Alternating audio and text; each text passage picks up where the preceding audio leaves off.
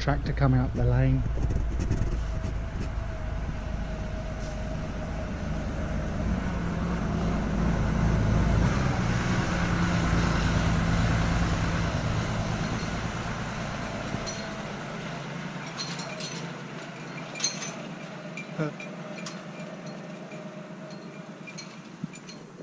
The dust it kicks up, very dusty here, off to Michael's field. I'm just going to do a bit of spraying or something. I couldn't see what was on the back. Anyway, had a bit of an accident yesterday, look. Accidentally cut these two drumstick alliums while I was trying to detangle bindweed, but they'll dry out. I think they'll look quite nice once they're dry. Anyway, come and have a look at the bindweed. It's rotten stuff really. It's a very successful plant, but it's got a very attractive bloom. Just look, it just chokes absolutely everything. It's related to the morning glory plant, which as you will all know is psychedelic. The seeds of morning glory plant are psychedelic, but don't try it because you'll make yourself very, very ill. This stuff's all dead. There's a fig there, but I'll show you how I've been trying to control it over in this border over here. I don't usually like using chemicals in the garden, but when you've got bindweed, it drives you to the limits of your patience really, because it's just so pernicious and so invasive. So what you need is some weed killer, which is systemic, and on there somewhere it will say systemic. They nearly all are these days. It'll have glyphosate or something like that in it. And what you need to do, and this will take some time, is find your bindweed and very, very slowly untangle it. And it will take ages, because look, it just goes round and round and round. See? And then you collect it all. I mean, it took me about 30 minutes to get this lot off the rose bush. And you stick it in a bucket or a paint rolling tray, which I've got here, and give it a good squirt of that. On a windy day like today, you've got to be very careful not to let your spray drift onto nearby plants. And you just have to leave that there till it's dry and then move on. I done it with this the other day, and you can see that the weed killer is killing this plant. Hopefully it'll go all the way down into the roots. But you really want to try and catch it before it flowers, because the seed of a bindweed, and each flower has about 2 seeds, can sit in the soil for up to 50 years, and it's viable for 50 years. So if you drop a couple of seeds on the, well, I'll be dead in 50 years, I should think. I'll be 95. So if I drop 2 seeds here now, long after I'm gone from this earth, that might spring up again. Oh, where's the end of my hose pipe? It's here somewhere. There she be. I'm trying to water things with a watering can, but it's not a water shortage, but it's quite dry at the moment. Good exercise running around with a watering can. I'll tell you what, it's a little treat. Would you like to look at my cucumber? There she be. My cucumber plant. See these 2 leaves here? They're a different shape to every other leaf. And those were the seed leaves, the 2 leaves that came out of the seed. I'm actually just going to break them off and chuck them away, because they're dragging in the dirt a bit there, and they're going to get dirty and pick up some kind of infection, I reckon. So I'll just keep that tidy. And there's my chilli plant. A few chilies coming on it. Not a very spectacular flower.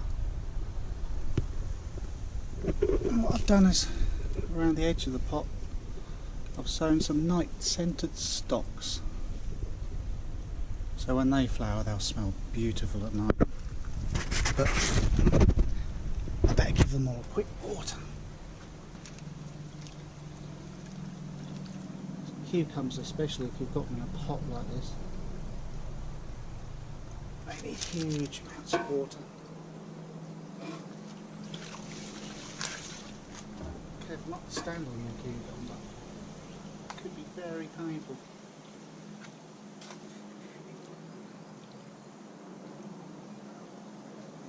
There we go. Ooh. Just forgot before I got out, I've got to get this brisket on the go, so I'm going to quickly cook some brisket. I'm also going to roast some shallots. So I'll just chop the ends off, take off the skins. I'll pause it while I do that, else it'll be boring.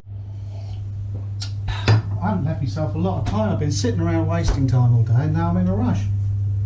Should have prepped before. Anyway, brisket is a really cheap cut of meat. You'll find it often rolled up because it's from the front of the animal here. So it's a muscle that does a lot of work, so it can be quite tough. So you'll buy it like this and it's rolled up with string. Keep the string on. Set your oven to about 140 because it's going to cook for a long while, so you can even go down to 130. Get a pan, open the windows, shut the door, especially if you've got a smoke alarm. Look at that, that's far too hot. I'll put a bit of pepper in there, olive oil, which doesn't really like getting very hot, but it's not going to be in there for long. Goodness me, it's smoky. Do the ends. Those are the bits that are going to seal in all your flavour.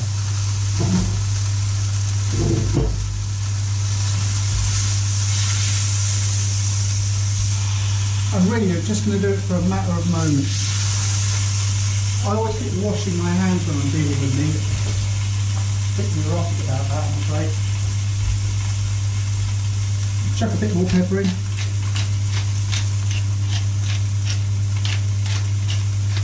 I don't tend to use salt when I'm cooking, really. I know chefs would tell me off, but there you go. Do a bit of fat on the top for a bit.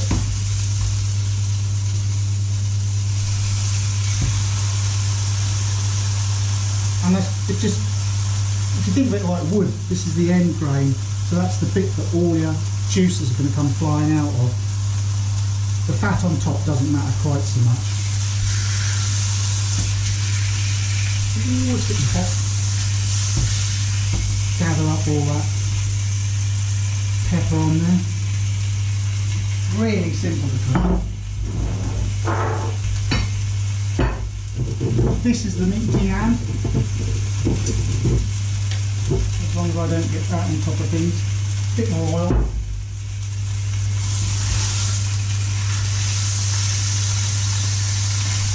This is going to cook for about 6 hours from now till we're going to eat it, so it's going to be in there a long time. You see it's got a nice colour on the top of that.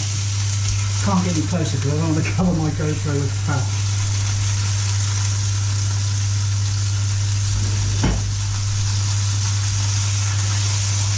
That's got a lovely colour on it.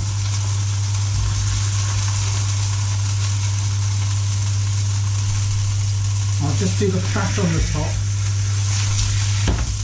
Look at that colour, beautiful. That's why you have it really hot while you leave the windows open. I would put the fan on because it would be very noisy if I do that.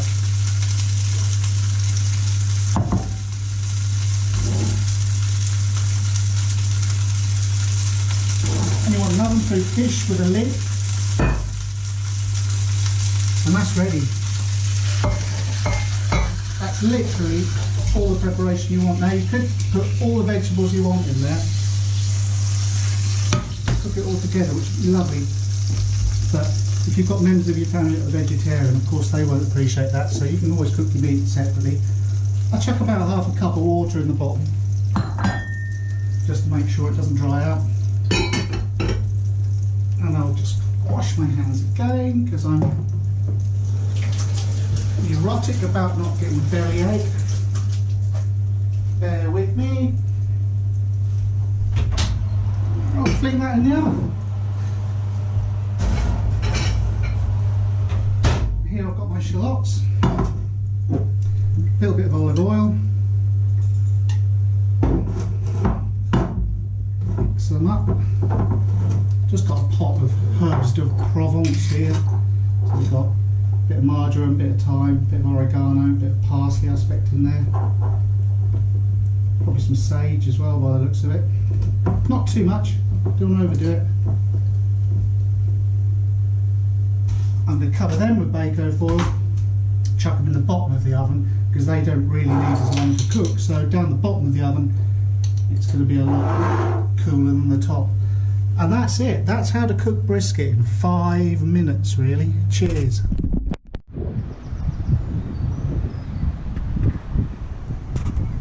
Well folks, here I am. Good view over Ipswich here. I'm kind of hoping that the RAF flypast will head over this way. In the past they've always come right over this building. See Portman Road. There's Ipswich Town football. It's quite windy up here, so I'm sorry about the wind noise. And all reports say that the RAF are going to gather to the west of Ipswich, which is out that way, and then fly down the A12, which is sort of over there. So might see them in the distance. Hopefully they'll come over the hill and fly right over, but we'll see. After all my efforts, I don't know if we're going to see a lot here, because there's planes gathering right on the horizon over there, and I've just spotted a couple of planes right over there in the distance. So I don't know whether they're going to come overhead today. All other flypasts I've seen, they've always come right over this building, so I think we might be out of luck. Never mind, might get the odd one. There goes another couple on the way to see the Queen. They're really going slow. There goes a big AWACS type plane. They're so far away, I feel really quite let down. I'd been better off near the Orwell Bridge, which you can just see some vans and lorries going over it in the horizon there. They've literally followed the A14 and then turned left at the A12 up that way. But there you go, I hope the Queen enjoys it. And here come all the faster craft that are going to catch up with everyone by the time they get to London. There's a load of jets there, and I've seen on the horizon the red arrows, but they were my only hope. But unfortunately they're about 2 miles in that direction. I'll turn it back on when they come past, and you might just see them as a little dot on the horizon. I don't know if they're the Lightnings.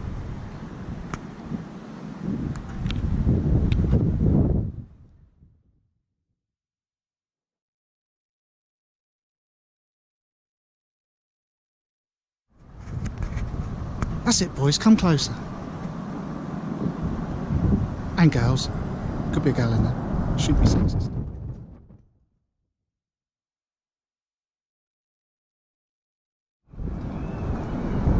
Well, that was a bit of a letdown. Got my high-vis and the hard hat on for not very much, but there you go. Can't win them all. I'll shut the door and go home. Wonder how my brisket's getting on. Hi folks! I was coming out of Ipswich, you'll let me put the window up, it's a bit noisy. I was coming out of Ipswich and I thought we might as well have a slight diversion and go this way. We'll drive under the Orwell Bridge. The Orwell Bridge goes over the River Orr on the outskirts of Ipswich. And it's of such a design that when you're driving over it, you might not even really notice that. Well, you'll notice you're on a bridge because you're going up a sort of a hill, but You might not really notice that you're on such a large bridge. Thanks, mate. So there it is. It's quite a big beast. At the top of all of those concrete columns is a giant roller bearing, really, and the whole bridge just sits on top of these bearings, so as it expands and contracts in the heat, it rolls along.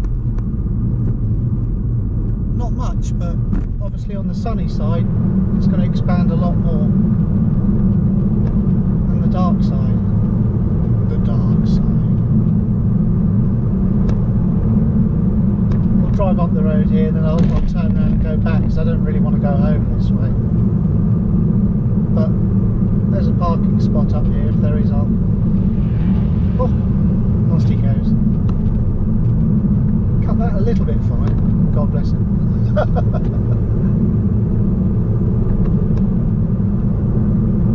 All the yachts out on the river.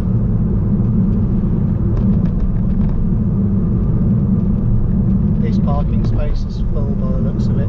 There's another bigger one up further where I'll turn round. Well, there's one space there. But I've got Asda van behind me. I don't want to upset him by pulling in at the last moment.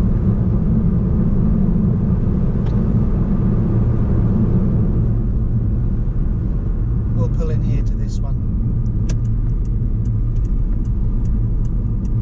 There's a massive hole there. Try and avoid that.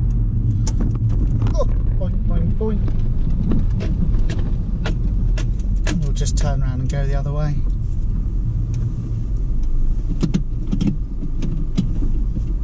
I don't know why, but my car has stopped going beep, beep, beep, beep, beep, beep on our reverse. So if I'm not careful, I'm going to drive into something because it's not going beep, beep, beep. Might be some adjustment I've made fiddling around with the display myself. Oh dear, I've got so much of that lime sap on my windows.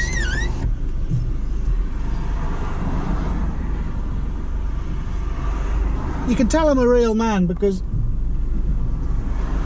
I read the manual right the way through when I buy something and then never refer to it again. That's what we all do. Get a good view of the river from here. It's Ipswich docks there. Still quite a lot of freight materials and stuff goes through Ipswich docks. A lot of grain, quite a lot of timber, but a lot of grain they handle there. The tide's quite low at the moment.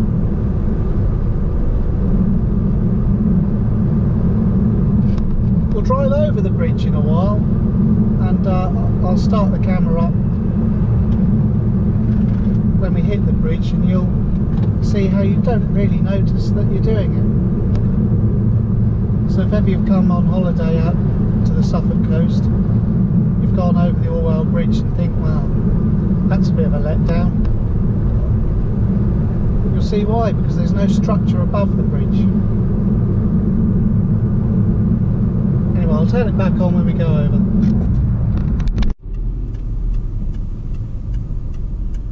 We're at the top of Worsted Hill now. Just going to turn left and go over the Orwell Bridge. Just saw a sign for the Latitude Festival. That's coming up. So if you're coming up to Latitude, you'll be coming this way. You must remember it's a 60-mile-an-hour limit, and there's average speed cameras all the way. I was driving about 58 miles an hour on here the other day, and someone came flying past me, braked right hard, went past that yellow camera, doing about 55, then shoved their toe down again, disappeared over the bridge. Well, I suppose you see a little bit of the bridge, actually, but from this angle, but you don't really appreciate the scale of it. Anyway, so they came up to the next camera and on go the brake lights again, but it's an average camera. It'll take you average speed, so they'll have got some points or a speed speed awareness course. Will have cost them anyway. Which is a pity really, because it's really well signposted, all the cameras here, so it's very easy to get caught. I won't say it's never happened to me, because it has, but to get caught somewhere where it's so clearly signed is a bit of a disappointment, isn't it? So you see, this bridge is quite boring really when you drive over it. I'm in a particularly slow mood today because there's an HGV overtaking me. Do you know, something in the back of my head tells me that I said the river, the Orwell Bridge is over the River Orr. I was thinking about Orford again. Perhaps I wanted to get home. It definitely doesn't. The Orwell Bridge is over the Orwell, of course.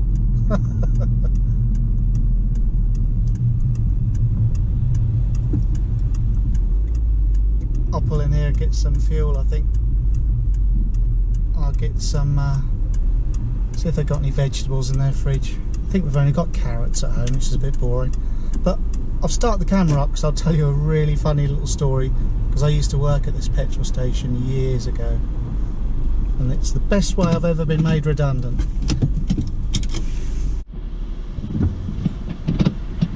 Well, I've got some peppers, because I'm hungry. Temptation struck. Mixed olives with cheese. I got some mushrooms. I had hoped for some green beans perhaps, but you can't expect a petrol station or a gas station, if you know, our American friends, to have a wide variety of vegetables. Anyway, I worked here for a number of years. Perhaps I worked here twice actually. The first time I worked here, I was the lad who served you with petrol, and that was much appreciated by a lot of old folk and people who had trouble getting out of their car, because I'd fill up your car and dive into the shop with your money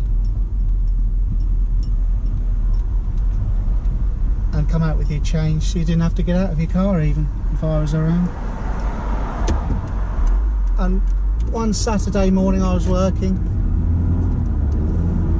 and the boss called me into his office and he said, Thingy, because he never did know my name, I don't think, Thingy, could you put these signs up outside, Thingy? So I went outside, some sellotape, and I was putting up these posters, and as I was putting them up I was reading it, and it said, as of next Monday we will be self-service only. And I thought, hold on a minute. So I put them up and casually went back into his office and said, I see we're turning self-service. And he said, yep, Thingy, yep. I said, so does this mean I'm out of a job? And he said, well, Thingy, yeah, I suppose it does. And that's how I was made redundant. Priceless, isn't it? Well, I thought I'd park up on Wilford Bridge on the way home. It's on the outskirts of Melton, near Woodbridge.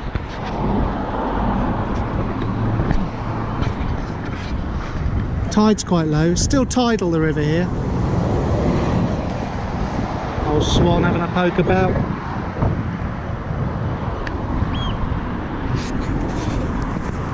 It's a very busy road this though. I'll have a quick look on the other side. I think that poor old craft has seen better days, hasn't it? Don't know whether that'll ever float again. Anyway, that's the River Deben with Woodbridge in the background. It's a nice walk along the river wall there. Perhaps we'll do it one day together.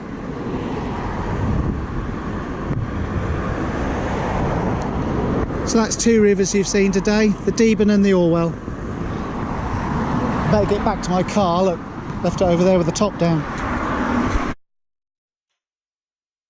How the brisket is doing.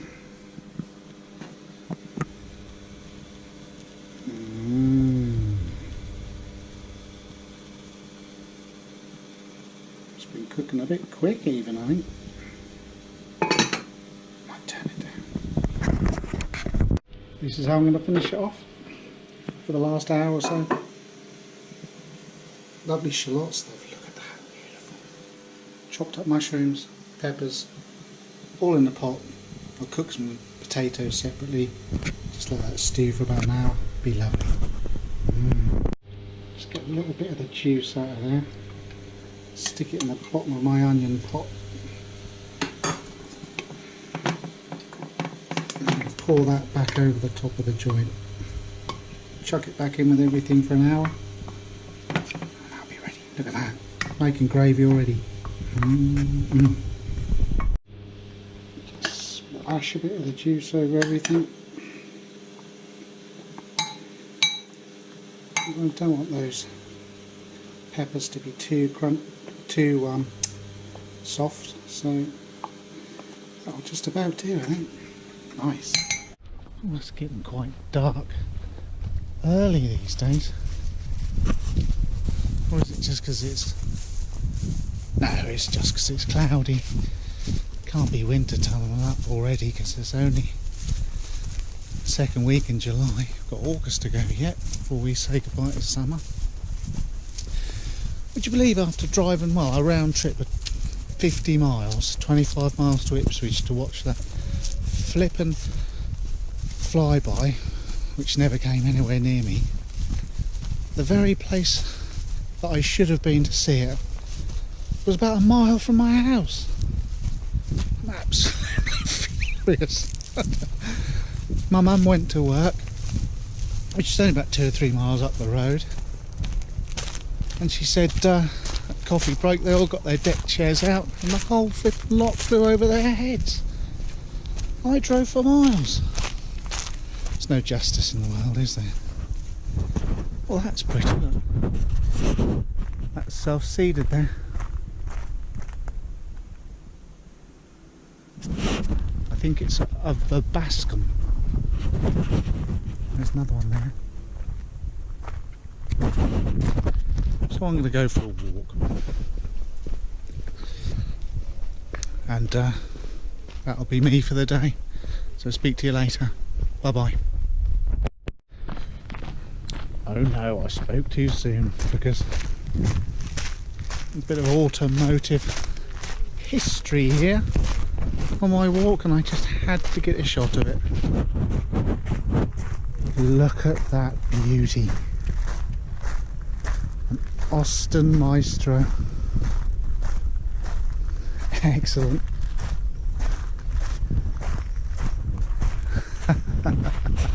Now that has cheered me up.